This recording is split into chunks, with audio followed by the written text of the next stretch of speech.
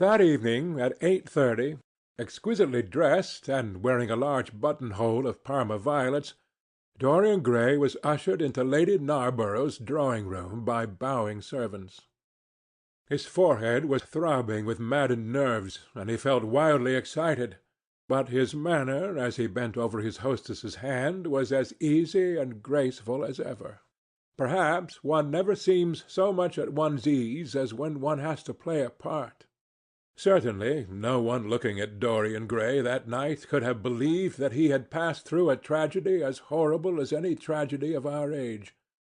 Those finely shaped fingers could never have clutched a knife for sin, nor those smiling lips have cried out on God and goodness. He himself could not help wondering at the calm of his demeanour, and for a moment felt keenly the terrible pleasure of a double life. It was a small party, got up rather in a hurry by Lady Narborough, who was a very clever woman with what Lord Henry used to describe as the remains of really remarkable ugliness. She had proved an excellent wife to one of our most tedious ambassadors, and having buried her husband properly in a marble mausoleum, which she had herself designed, and married off her daughters to some rich, rather elderly men, she devoted herself now to the pleasures of French fiction, French cookery, and French esprit, when she could get it. Dorian was one of her especial favourites, and she always told them that she was extremely glad she had not met him in early life. "I know, my dear, I should have fallen madly in love with you," she used to say, "and thrown my bonnet right over the mills for your sake. It is most fortunate that you were not thought of at the time. As it was, our bonnets were so unbecoming, and the mills were so occupied in trying to raise the wind, that I never had even a flirtation with anybody. However, that was all Narborough's fault. He was dreadfully short-sighted, and there is no pleasure in taking in a husband who never sees anything." Her guests this evening were rather tedious. The fact was, as she explained to Dorian, behind a very shabby fan, one of her married daughters had come up quite suddenly to stay with her, and to make matters worse had actually brought her husband with her. "I think it is most unkind of her, my dear," she whispered. "Of course I go and stay with them every summer after I come from Hamburg, but then an old woman like me must have fresh air sometimes, and besides, I really wake them up. You don't know what an existence they lead down there. It is pure, unadulterated country life. They get up early because they have so much to do, and go to bed early because they have so little to think about. There has not been a scandal in the neighbourhood since the time of Queen Elizabeth, and consequently they all fall asleep after dinner. You shan't sit next either of them. You shall sit by me and amuse me." Dorian murmured a graceful compliment and looked round the room. Yes, it was certainly a tedious party. Two of the people he had never seen before, and the others consisted of Ernest Harridan, one of those middle-aged mediocrities so common in London clubs, who have no enemies but are thoroughly disliked by their friends; Lady Ruxton, an overdressed woman of 47 with a hooked nose, who was always trying to get herself compromised, but was so peculiarly plain that to her great disappointment no one would ever believe anything against her; Mrs. Erlynne, a pushy nobody with a delightful lisp and Venetian red hair; Lady Alice Chapman, his hostess's daughter, a dowdy, dull girl, with one of those characteristic British faces that, once seen, are never remembered; and her husband, a red-cheeked, white-whiskered creature who, like so many of his class, was under the impression that inordinate joviality can atone for an entire lack of ideas. He was rather sorry he had come, till Lady Narborough, looking at the great ormolu gilt clock that sprawled in gaudy curves in the mauve-draped mantel-shelf, exclaimed, "How horrid of Henry Wotton to be so late! I sent round word to him this morning on chance, and he promised faithfully not to disappoint me." It was some consolation that Harry was to be there, and when the door opened and he heard his slow musical voice lending charm to some insincere apology, he ceased to be bored. But at dinner he could not eat anything. Plate after plate went away untasted. Lady Narborough kept scolding him for what she called an insult to poor Adolphe, who invented the menu specially for you. And now and then Lord Henry looked across at him, wondering at his silence and abstracted manner. From time to time the butler filled his glass with champagne. He drank eagerly, and his thirst seemed to increase. "Dorian," said Lord Henry at last, as the chaud-froid was being handed round, "what is the matter with you to-night? You are quite out of sorts." "I believe he is in love," cried Lady Narborough, "and that he is afraid to tell me for fear I should be jealous. He is quite right. I certainly should." "Dear Lady Narborough," murmured Dorian, smiling, "I have not been in love for a whole week, not, in fact, since Madame de Ferrol left town." "How you men can fall in love with that woman!" exclaimed the old lady. "I really cannot understand it." "It is simply because she remembers you when you were a little girl, Lady Narborough," said Lord Henry. "She is the one link between us and your short frocks." "She does not remember my short frocks at all, Lord Henry, but I remember her very well at Vienna 30 years ago, and how décolletée she was." "She is still décolletée," he answered, taking an olive in his long fingers. "And when she is in a very smart gown, she looks like an edition de luxe of a bad French novel. She is really wonderful, and full of surprises. Her capacity for family affection is extraordinary. When her third husband died, her hair turned quite gold from grief." "How can you, Harry?" cried Dorian. "It is a most romantic explanation," laughed the hostess. "But her third husband, Lord Henry? You don't mean to say Ferrol is the fourth?" "Certainly, Lady Narborough."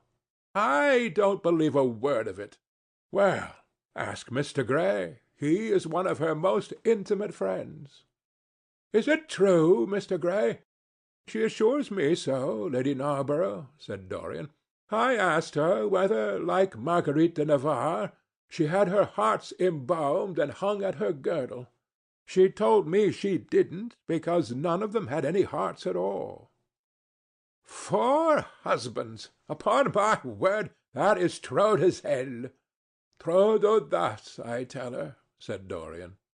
"Oh, she is audacious enough for anything, my dear. And what is Ferrol like? I don't know him." "The husbands of very beautiful women belong to the criminal classes," said Lord Henry, sipping his wine. Lady Narborough hit him with her fan. "Lord Henry, I am not at all surprised that the world says that you are extremely wicked." "But what world says that?" asked Lord Henry, elevating his eyebrows. "It can only be the next world. This world and I are on excellent terms." "Everybody I know says you are very wicked," cried the old lady, shaking her head. Lord Henry looked serious for some moments. "It is perfectly monstrous," he said at last, "the way people go about nowadays saying things against one behind one's back that are absolutely and entirely true." "Isn't he incorrigible?" cried Dorian, leaning forward in his chair. "I hope so," said his hostess, laughing. "But really, if you all worship Madame de Ferrol in this ridiculous way, I shall have to marry again so as to be in the fashion." "You will never marry again, Lady Narborough," broke in Lord Henry. "You were far too happy.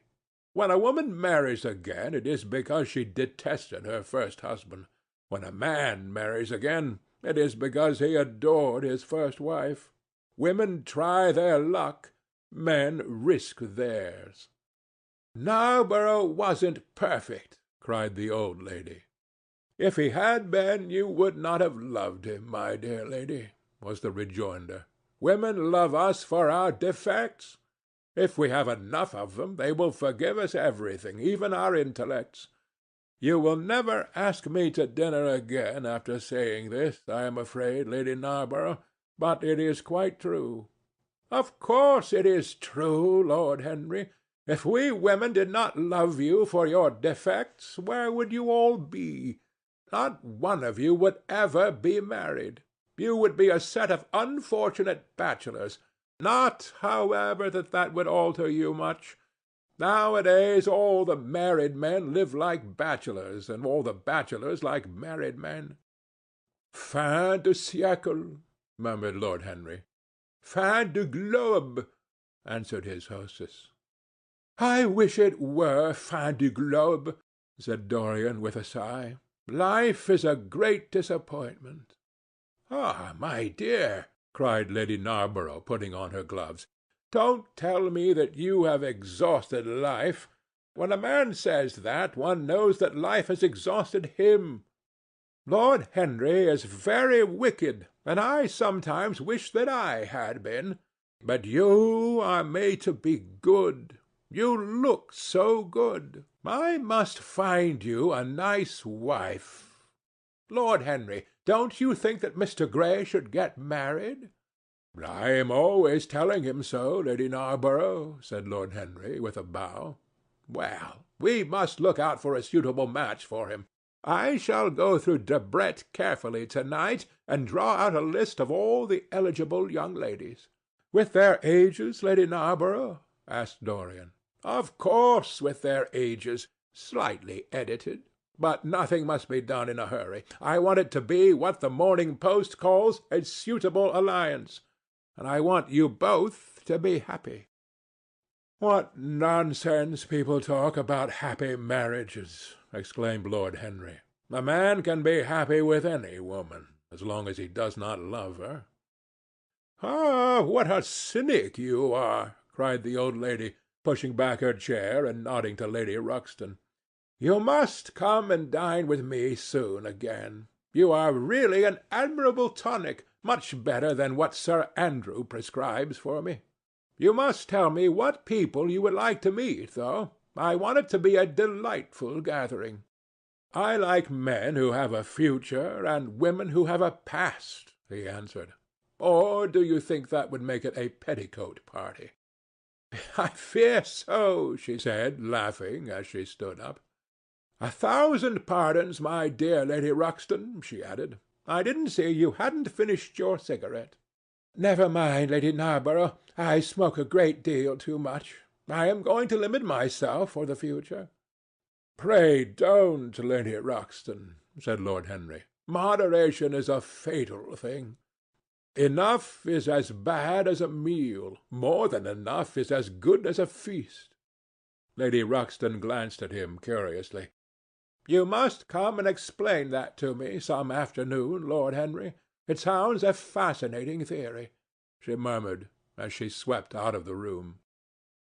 Now, mind you don't stay too long over your politics and scandal, cried Lady Narborough from the door. If you do, we are sure to squabble upstairs. The men laughed, and Mr. Chapman got up solemnly from the foot of the table and came over to the top. Dorian Gray changed his seat and went and sat by Lord Henry. Mr. Chapman began to talk in a loud voice about the situation in the House of Commons. He guffawed at his adversaries. The word doctrinaire, word full of terror to the British mind, reappeared from time to time between his explosions.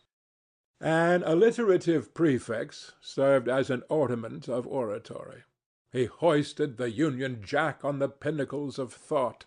The inherited stupidity of the race, sound English common sense he jovially termed it, was shown to be the proper bulwark for society. A smile curved Lord Henry's lips, and he turned round and looked at Dorian. "Are you better, my dear fellow?" he asked. "You seemed rather out of sorts at dinner." "I am quite well, Harry. I am tired, that is all." "You were charming last night. The little duchess is quite devoted to you. She tells me she is going down to Selby. She has promised to come on the 20th. Is Monmouth to be there, too? Oh, yes, Harry. He bores me dreadfully, almost as much as he bores her. She is very clever, too clever for a woman. She lacks the indefinable charm of weakness. It is the feet of clay that make the gold of the image precious. Her feet are very pretty, but they are not feet of clay. White porcelain feet, if you like. They have been through the fire, and what fire does not destroy, it hardens. She has had experiences. How long has she been married? Asked Dorian. An eternity, she tells me. I believe, according to the peerage, it is 10 years, but 10 years with Monmouth must have been like eternity, with time thrown in. Who else is coming? Oh, the Willoughbys, Lord Rugby and his wife, our hostess. Geoffrey Clouston, the usual set. I have asked Lord Grotrian. I like him, said Lord Henry. A great many people don't, but I find him charming.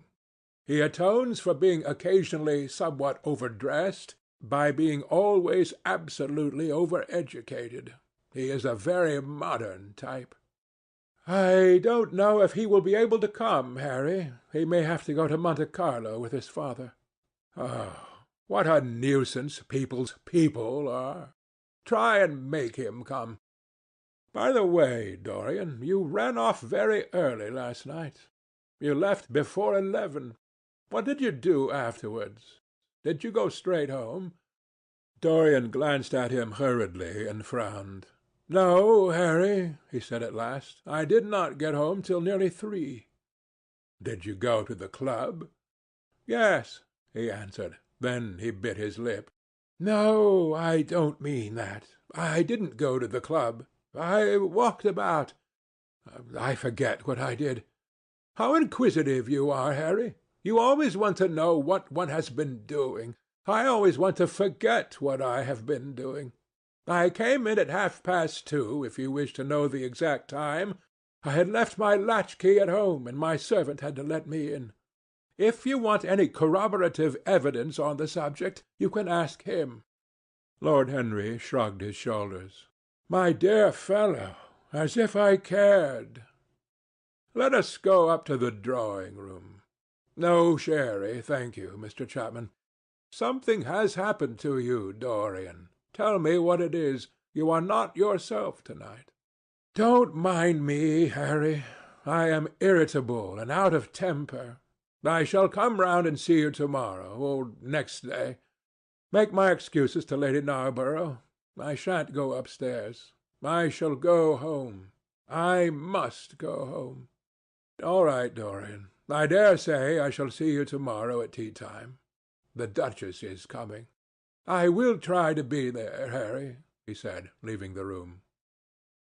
As he drove back to his own house, he was conscious that the sense of terror he thought he had strangled had come back to him. Lord Henry's casual questioning had made him lose his nerve for the moment, and he wanted his nerve still. Things that were dangerous had to be destroyed. He winced. He hated the idea of even touching them.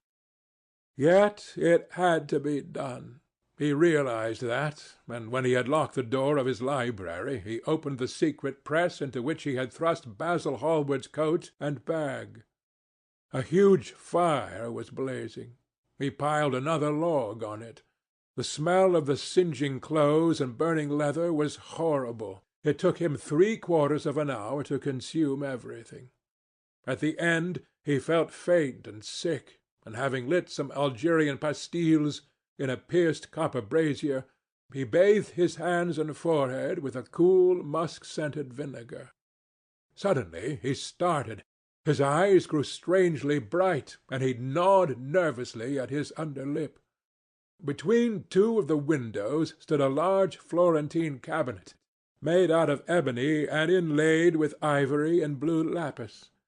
He watched it as though it were a thing that could fascinate and make afraid, as though it held something that he longed for and yet almost loathed. His breath quickened. A mad craving came over him. He lit a cigarette and then threw it away. His eyelids drooped till the long fringed lashes almost touched his cheek. But he still watched the cabinet. At last he got up from the sofa on which he had been lying, went over to it, and having unlocked it, touched some hidden spring. A triangular drawer passed slowly out. His fingers moved instinctively towards it, dipped in, and closed on something. It was a small Chinese box of black and gold dust lacquer, elaborately wrought, the sides patterned with curved waves, and the silken cords hung with round crystals and tasselled in plaited metal threads. He opened it.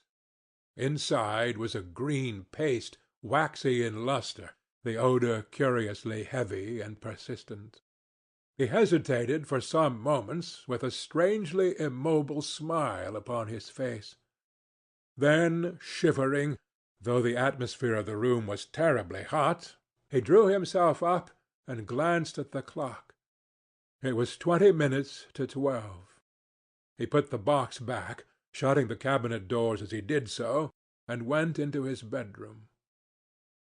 As midnight was striking bronze blows upon the dusky air, Dorian Gray, dressed commonly and with a muffler wrapped round his throat, crept quietly out of his house. In Bond Street he found a hansom with a good horse. He hailed it, and in a low voice gave the driver an address. The man shook his head. "It's too far for me," he muttered. "Here is a sovereign for you," said Dorian. "You shall have another if you drive fast." "All right, sir," answered the man. "You will be there in an hour." And after his fare had got in, he turned his horse round and drove rapidly towards the river. Chapter 15